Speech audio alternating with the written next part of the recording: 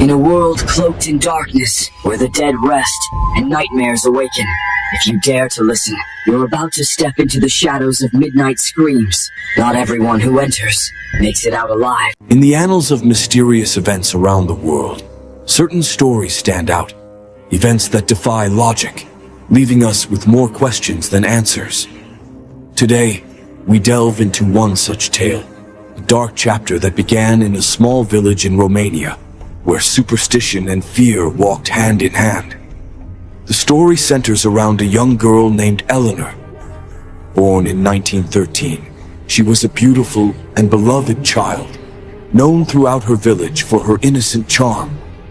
Life for Eleanor was simple, filled with laughter and play, until one fateful day in 1924, when she was just 11 years old.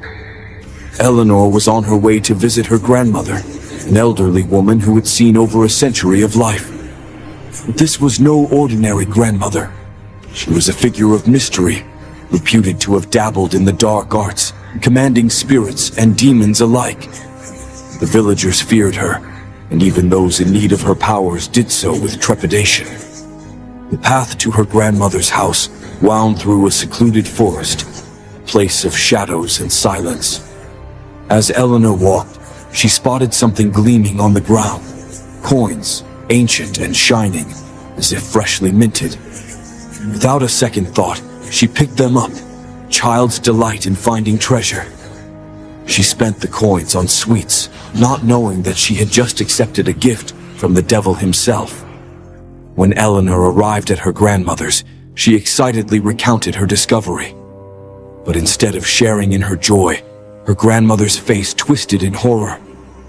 She screamed at Eleanor, her voice shrill with fear, telling her that those coins were a trap, a bait from the devil, and that by taking them, Eleanor had unknowingly invited the devil's spirit into her own.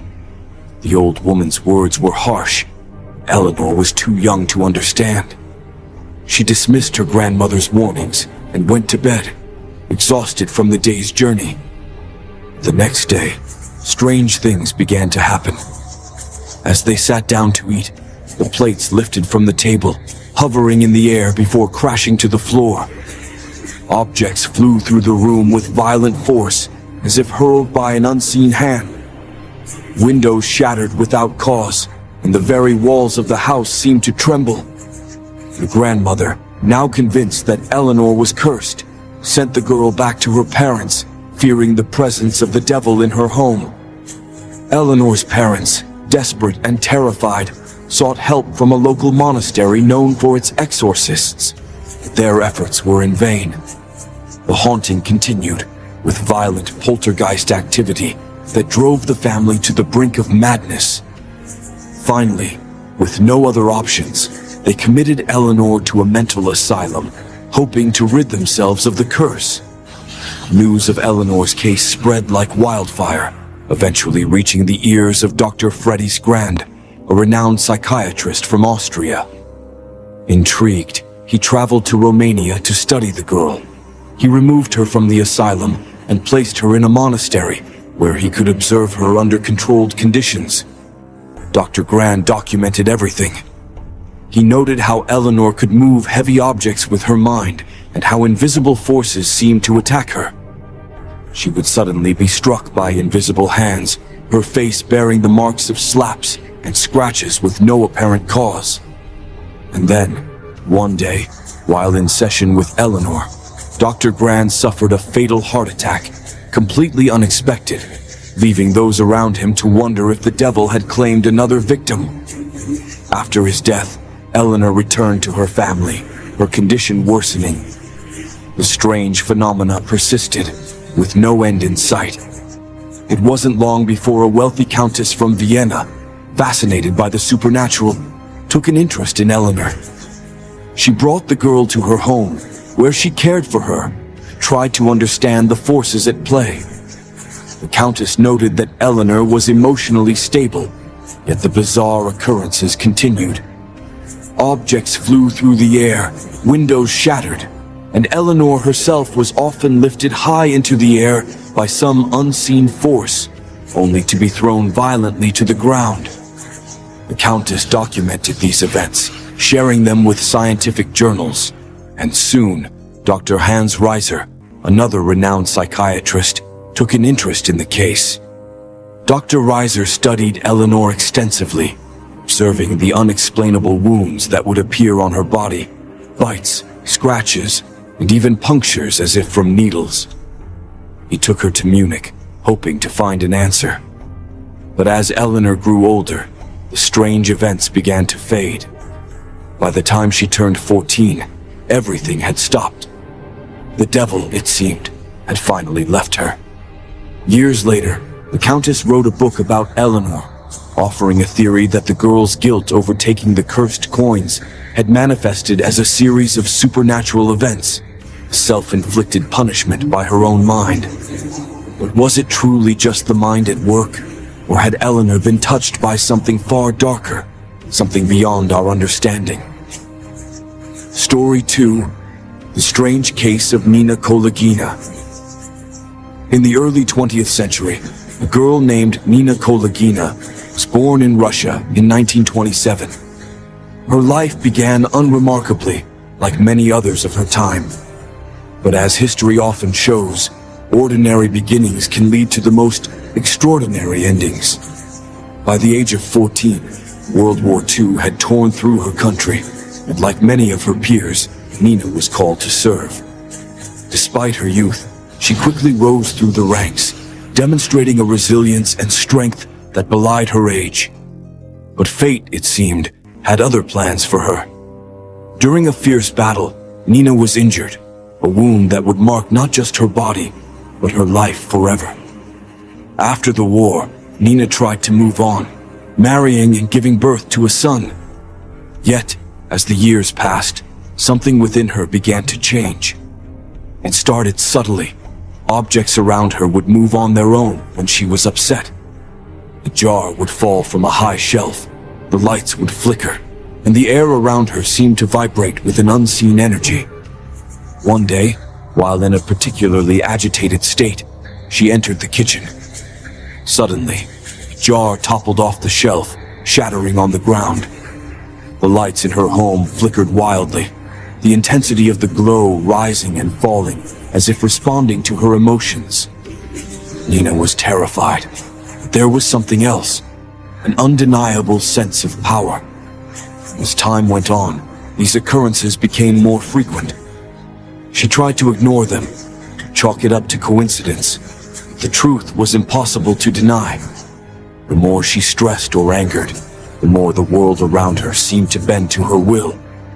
It wasn't long before the pressure of living with these unexplained phenomena began to take its toll. In 1964, Nina suffered a nervous breakdown and was admitted to a hospital. It was there that the doctors noticed something truly extraordinary. Nina spent much of her time knitting, a calming activity that seemed to soothe her troubled mind. But the doctors observed that she could identify the color of the yarn by touch alone, even with her eyes closed or the yarn rearranged without her knowledge. Intrigued, they conducted more tests, and Nina discovered another ability. By simply touching a wound, she could accelerate the healing process. These revelations only added to the mystery of her condition. Nina agreed to undergo a series of tests to prove that what she was experiencing was real. The doctors were skeptical, but they couldn't ignore what they saw. In one test, she was asked to focus on a clock on the wall and move the hands to a specific time. With intense concentration, Nina did just that. She was also able to move small objects, both light and heavy, across the room with nothing but her gaze. By 1968, Nina's reputation had grown. She was invited to demonstrate her abilities at an international conference on the paranormal in Moscow. Scientists from around the world gathered to witness her powers firsthand. Among them was Dr. William McGeary, a prominent American physician who was determined to uncover the truth behind Nina's abilities. In 1970, Nina agreed to undergo further tests in the United States. Scientists searched her thoroughly before each experiment, ensuring she had no hidden devices or tools. They even had her change into a sterile medical gown to rule out any possibility of trickery. Despite these precautions, Nina succeeded in every test. She moved objects sealed inside glass boxes, manipulated non-metallic materials, and even controlled the heart rate of living creatures, such as a frog, by simply staring at them. During one particularly harrowing experiment, Nina was asked to slow down the heartbeat of Dr. Edward, a scientist who had been skeptical of her abilities from the start. As she focused on him, his pulse began to slow, dropping dangerously close to stopping entirely. The other doctors panicked, ordered Nina to stop, and she did, releasing Dr. Edward from her psychic grip. When asked what he felt, Dr. Edward described a terrifying vision of dark, shadowy beings and a demonic figure sitting before him, its face burned and its eyes pitch black. Nina was ecstatic, proud of her powers, and eager to push her limits even further. She continued to demonstrate her abilities on television and in front of audiences, each time more astonishing than the last. However, the strain on her body and mind was immense. The more she used her powers, the more they seemed to drain her. In one instance, after performing a particularly difficult task, Nina lost 2.5 kilograms in just an hour and a half. Her health deteriorated rapidly, and in 1990, she passed away, leaving behind a legacy shrouded in mystery and fear. The story of Nina Kolagina remains one of the most intriguing cases in the realm of the supernatural, a chilling reminder that the human mind, when pushed to its limits, can produce phenomena that defy explanation,